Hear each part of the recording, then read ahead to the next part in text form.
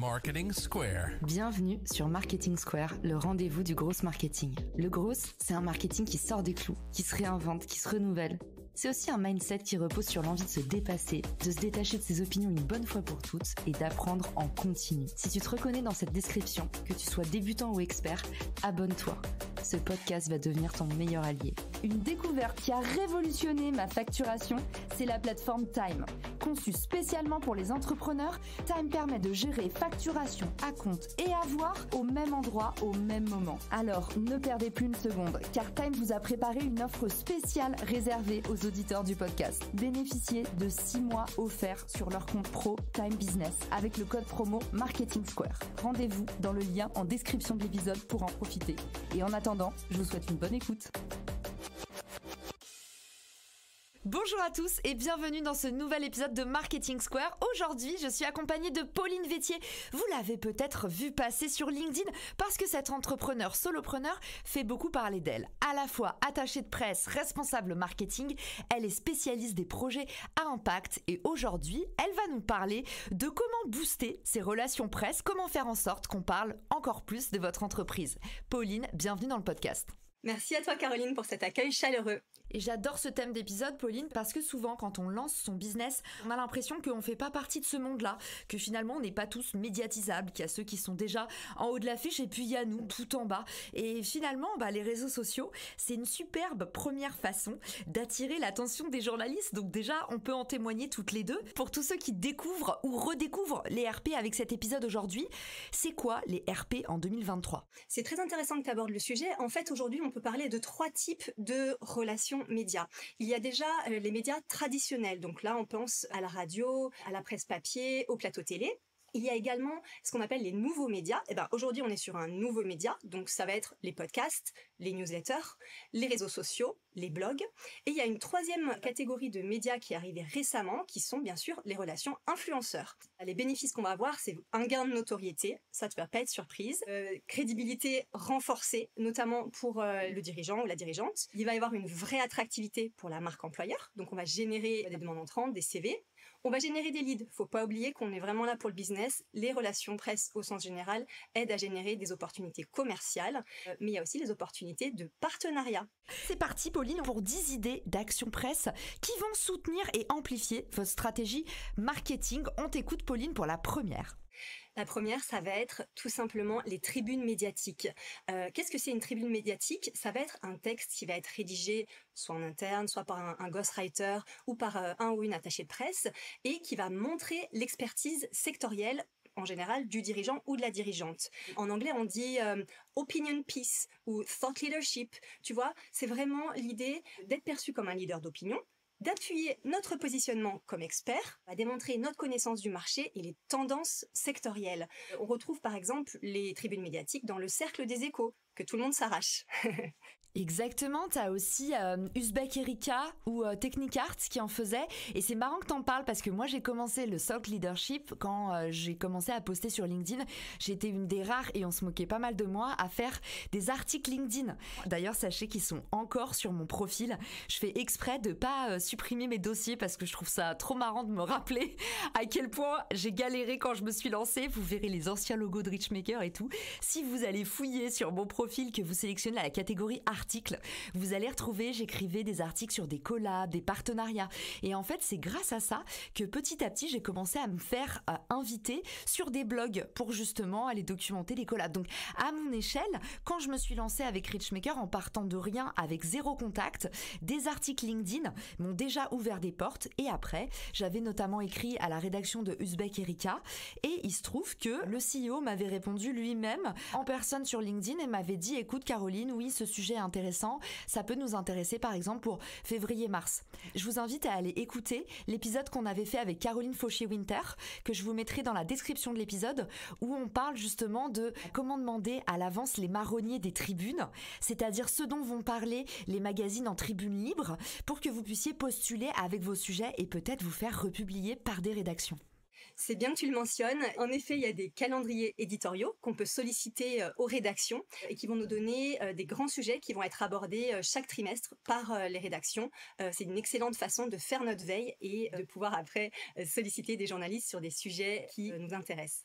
Et vous seriez surpris qu'on vous réponde. C'est un truc qui arrive souvent sur les réseaux sociaux. C'est un tel m'a répondu. Et oui, en général, les gens sont sur les réseaux sociaux parce qu'ils aiment les gens. C'est pas seulement pour avoir du média.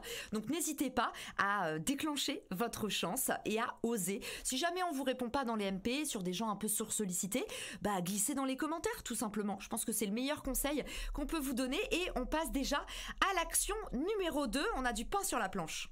Alors la deuxième va te plaire, toi qui es la reine du co-marketing. C'est tout simplement quand tu as un communiqué de presse qui va cibler bien sûr les médias, les journalistes, en fait tu peux demander à ton écosystème de faire un relais de l'annonce presse. Donc typiquement quand tu as des partenaires, des investisseurs, des fournisseurs, des assos sectoriels ou pour les entreprises qui sont membres de pôles de compétitivité, en fait, tu peux demander à tous ces gens-là de créer une caisse de résonance de ton actualité et du coup de diffuser ton communiqué de presse dans leur réseau. Et ça va être génial parce que certains vont relayer sur LinkedIn, d'autres vont le mettre à leur newsletter, d'autres vont le mettre sur leur homepage, partie actualité. Et d'ailleurs, pour les responsables marketing de ces partenaires, ces investisseurs, c'est de l'or en barre puisque tu leur fournis un contenu de haute qualité, tout prêt, qu'ils n'ont plus qu'à diffuser de leur côté. Exactement, et la meilleure astuce qu'on peut vous donner si vous avez envie d'enclencher ce levier, je vous le dis, pour être de l'autre côté du miroir et en recevoir des tonnes, créer une relation avant d'envoyer votre nouvelle à relayer. Un truc qui m'arrive très souvent, c'est que les gens m'ajoutent à leur réseau et me disent cash, voilà mon projet, est-ce que tu peux en parler? C'est un peu frontal. Commencez comme dans la vie, avant de demander des services aux gens, commencez par construire une relation, commencez par donner. Je vous le dis parce que c'est souvent un travers que j'observe. Vous avez envie tout feu tout flamme que le monde entier parle de vous et parfois vous oubliez le b.a.-ba des relations humaines. Complètement. En relation presse, dans relation presse, il y a relation humaine. Ces annonces écosystèmes, je recommande de contacter plusieurs semaines à l'avance vos partenaires, investisseurs, fournisseurs, etc. Tout simplement parce qu'ils ont de leur côté un timing, des priorités, un agenda de communication et du coup on veut s'assurer de pouvoir se greffer à leur propre agenda.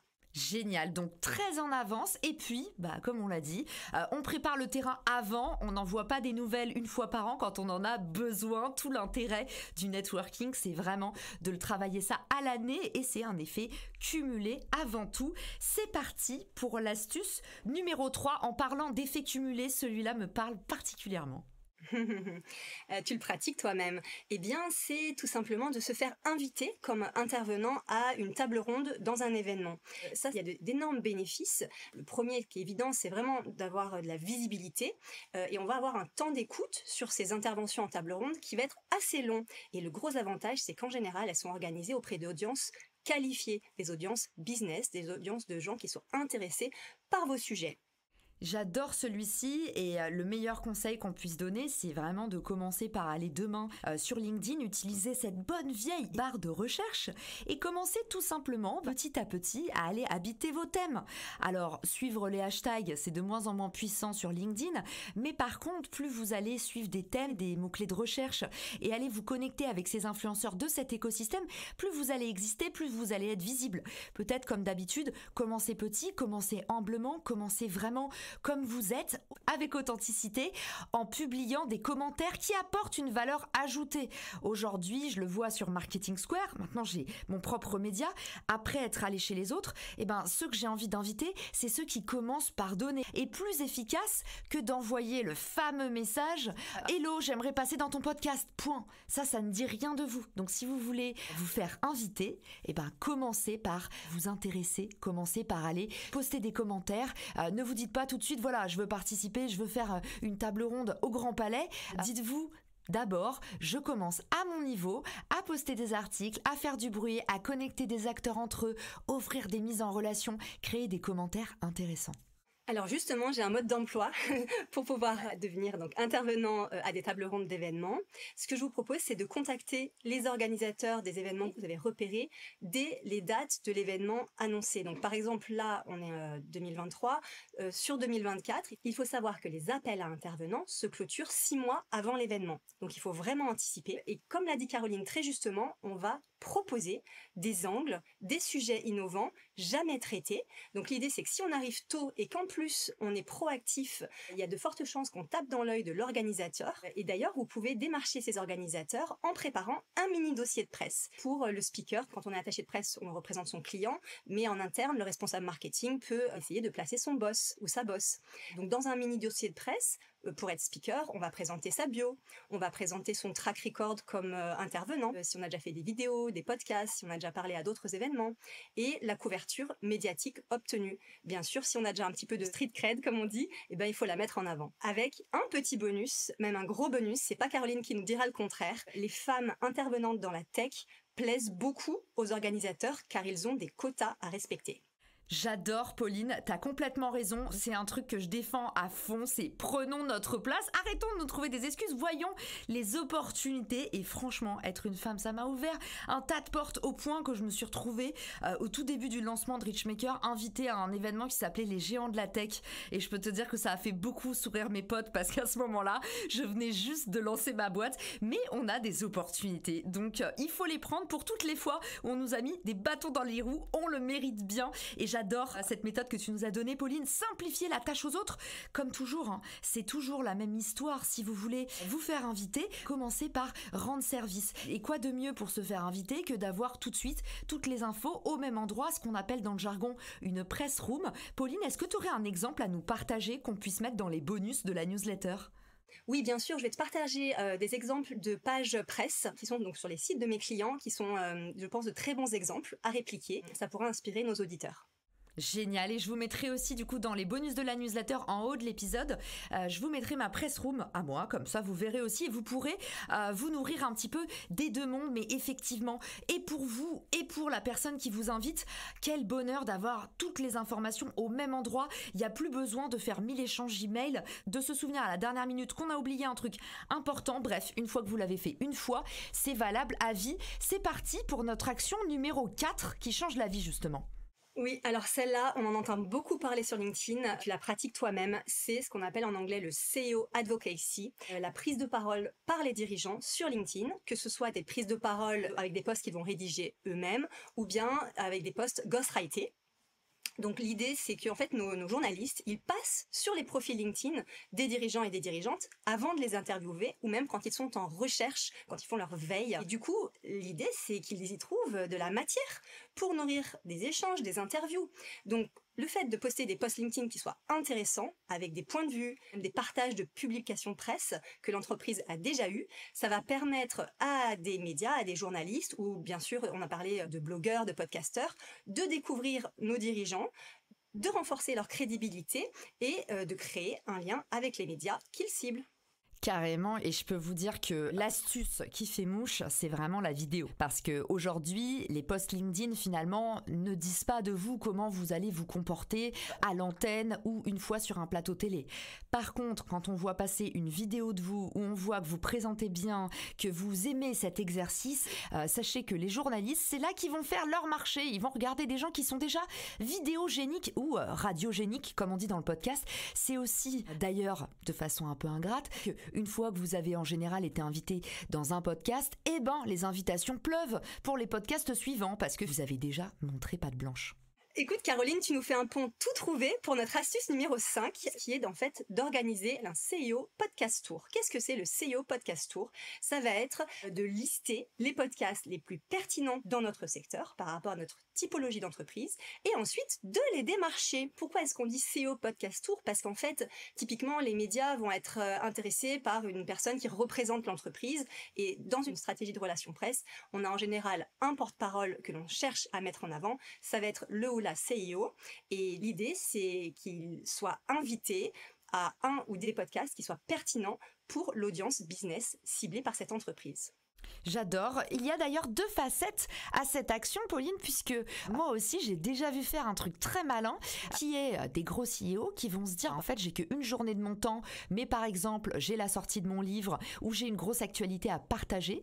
Et un peu comme quand on fait, par exemple, une conférence de presse, ces personnes vont envoyer des invitations à tous les podcasteurs en leur disant, je fais un podcast day et je vous reçois à tel endroit, à tel moment, et vous allez pouvoir m'interviewer pendant 30 minutes. Ça, c'est un super super moyen aussi de pouvoir grouper toutes ces actions au même moment et donc, si vous êtes un CEO débordé, de ne pas perdre trop de temps avec un agenda gruyère comme on connaît parfois. Si vous voulez mettre ça en place demain, commencez à contacter, comme vous l'a dit Pauline, tous les podcasteurs que vous avez identifiés et peut-être que vous pouvez leur donner rendez-vous par exemple en région parisienne ou au centre de Paris et leur allouer un créneau directement, comme ça mange pas de pain et vous bouquez tout d'une pierre 10 coups. D'ailleurs, l'astuce numéro 6 est aussi un super moyen de se faire accueillir chez les autres ou d'accueillir chez soi. Absolument. Alors on parle là de guest blogging. Qu'est-ce que c'est le guest blogging? C'est accueillir l'article de blog d'un partenaire sur notre propre blog et de préparer et publier un article sur le sien. Il y a un bénéfice qui est énorme qui va ravir les spécialistes du SEO qui nous écoutent, c'est qu'on va créer un backlink de qualité à moindre coût. Le deuxième bénéfice pour les aficionados du co-marketing, c'est qu'en fait, on va exposer notre marque sur des audiences croisées. J'adore et je te confirme que je l'ai aussi énormément fait à mes débuts sur Richmaker aussi pour que mon site gagne en autorité parce que plus vous allez avoir des backlinks, comme dit Pauline, c'est-à-dire des sites qui renvoient vers vous et vice-versa, plus votre site il va rentrer dans les petits papiers de Google. L'astuce numéro 7, on en a déjà un petit peu parlé mais on va aller encore plus loin. Oui, absolument. On parle ici de partager notre dossier de presse ou encore une fact sheet aux journalistes que l'on cible. Un dossier de presse, c'est un document qui fait quelques pages où on va présenter l'entreprise de manière non commerciale. On peut mettre en avant quelques actualités, l'histoire de l'entreprise, sa mission. On peut mettre en avant la bio du dirigeant ou de la dirigeante, les contacts et on aura une petite partie dédiée au produit, mais c'est pas du tout le cœur du dossier de presse. On peut aussi faire la version minimaliste du dossier de presse qui fonctionne bien.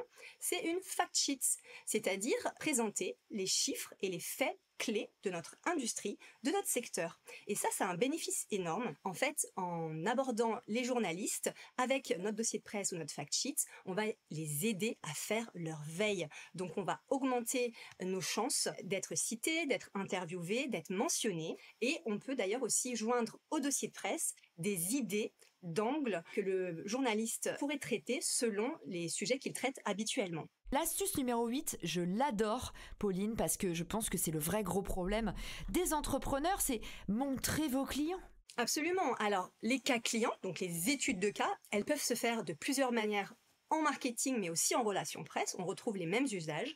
On peut faire une conférence, donc par exemple un live LinkedIn, un webinaire avec notre client. On peut aussi participer à un webinaire qui va être organisé par un média sectoriel. Donc il y a des médias qui ont leurs propres événements. Là, il faut sortir un petit billet, on va pas se mentir, mais on peut organiser un événement directement à domicile chez un média sectoriel que l'on cible, qui est intéressant pour notre business. On peut aussi organiser une interview croisée avec notre client et on va donner des points de vue complémentaires sur un secteur, une industrie. Et bien sûr, ça c'est quelque chose de très courant, on peut faire un communiqué de presse co-brandé. Ça veut dire quoi? Par exemple, on le voit lors de levée de fonds, les investisseurs mettent leur logo et mettent un petit verbatim, une petite citation dans le communiqué de presse de la start-up ou de la scale-up qui a levé des fonds. Effectivement, n'hésitez pas, encore une fois, à aller parler au maximum à vos clients. Ne vous dites pas, et c'est ce que j'ai fait pendant des mois, à mettre la tête sous terre et à dire bah non, mais en fait, pour l'instant, il n'y a rien qui me remonte. Décrochez le téléphone et allez poser les questions à vos clients. Et puis surtout, ne vous complexez pas en vous disant je suis en position basse, je demande un service. Dites-vous que c'est une superbe plateforme de visibilité pour vos clients aussi. Donc en général, comme l'a dit Pauline, c'est plutôt gagnant-gagnant et c'est ça aussi. Le co-marketing, finalement, vous pouvez même en faire avec vos clients. Avec la 9e technique, tu me fais plaisir, Pauline, parce qu'on va aller redorer l'image du salon professionnel. Finalement, ça vaut encore le coup d'y aller. Absolument. L'idée, c'est que lorsqu'on a un stand sur un salon, on va organiser une conférence ou une table ronde sur notre stand justement, avec un sujet brûlant pour notre industrie et on va convier les journalistes à cet événement. Plutôt que de leur dire « Coucou, j'expose à tel salon au stand M22 », eh bien on va leur dire « Voilà un sujet qui est très peu abordé par l'industrie et que l'on va traiter avec des intervenants de qualité ». Donc l'idée, c'est qu'ici, on va ramener du trafic, donc du visitorat, sur notre stand, on va permettre de la découvrabilité, donc on va avoir une expansion d'audience et générer bien sûr des opportunités d'interview. C'est comme ça qu'on se met dans les petits papiers des journalistes qui ont prévu de visiter le salon. Je trouve que c'est un super exemple que tu nous donnes d'aller dans un salon professionnel. Si vous n'y êtes pas, essayez justement d'avoir comme ça un peu votre clé d'entrée et proposer une animation. Et puis si vous y êtes, c'est un super moyen justement de créer quelque chose qui se passe sur votre stand, avoir 2 fois plus d'impact et 2 fois plus de contacts. On arrive à l'astuce numéro 10. Alors là, je ne savais même pas que c'était possible, Pauline. Elle m'a cloué le bec, celle-là. C'est inconnu au bataillon et j'ai une super success story à te présenter. On va parler ici de l'adhésion à une association de journalistes. Il faut savoir qu'il y a des dizaines d'associations de journalistes en France qui sont soit par thématique, par exemple l'association des journalistes de l'environnement, l'association des journalistes de la finance, et ça peut être aussi des associations par région. Donc on a l'association des journalistes de Toulouse, donc on peut le faire quand on est attaché de presse, quand on est agence de presse, on peut le faire quand on est une entreprise du secteur. Moi je l'ai fait avec un client. On peut le faire aussi quand on est le service presse salarié d'une entreprise. Le bénéfice en adhérant, ça va être qu'on va être référencé au sein de l'association. On va pouvoir assister ensemble à des événements qui intéressent soit au niveau régional, soit dans notre secteur. On va pouvoir accéder à la base de contacts très qualifiée des journalistes qui sont membres de cette association et nous rapprocher d'eux via ce motif. En gros, après, tu pourras les rajouter via LinkedIn ou via Twitter en leur disant je suis membre de telle association, comme vous, je serais ravie de pouvoir intégrer votre réseau. Et ces associations, le coût est tout à fait abordable, ça va de 500 à 200 € par an, donc tout à fait abordable pour des entreprises de toute taille.